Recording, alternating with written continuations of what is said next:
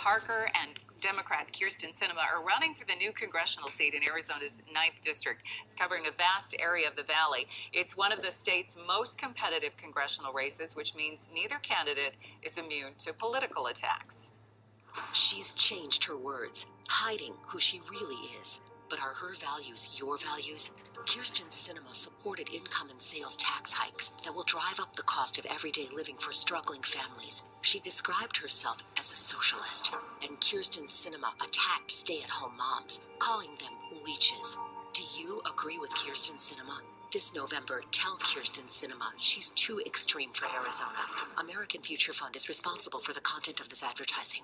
Tea Party politician Vernon Parker says, quote, everything should be on the table. Everything? Parker touted a plan that would replace Medicare, leaving seniors at the mercy of insurance companies, costing them an extra $6,400 a year. He'd end the Social Security guarantee, abolish the Department of Education, which could cost Arizona schools $800 million.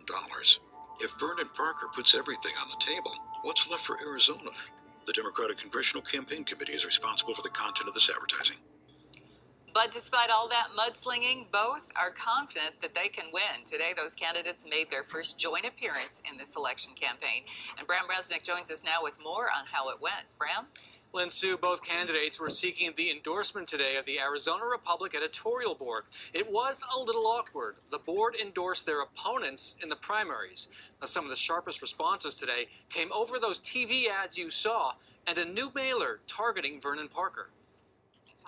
The question for both Democrat Kyrsten Sinema and Republican Vernon Parker, what's the most unfair thing that's been said about you during your campaign?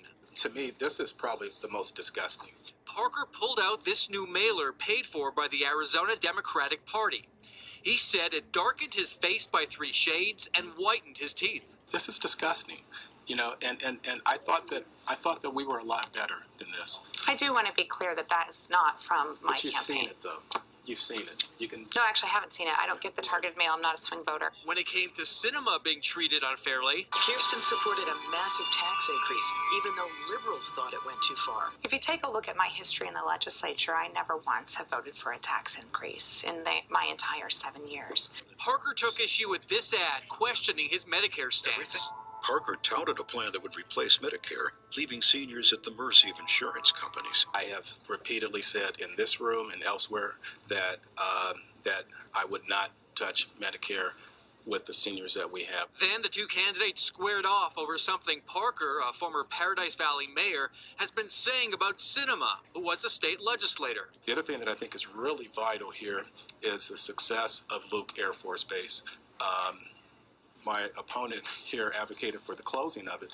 There's only one candidate in the room today who actually has a record of taking votes and taking action on Luke Air Force Base, and that's me. I also asked Parker afterward whether he would do more than the one public debate he's agreed to. He claimed he was not aware his campaign had turned down a debate on 12 News that Kyrsten Sinema had committed to. But Parker says his campaign is still looking at many debate invitations. I'll keep you posted. Bram Resnick, 12 News.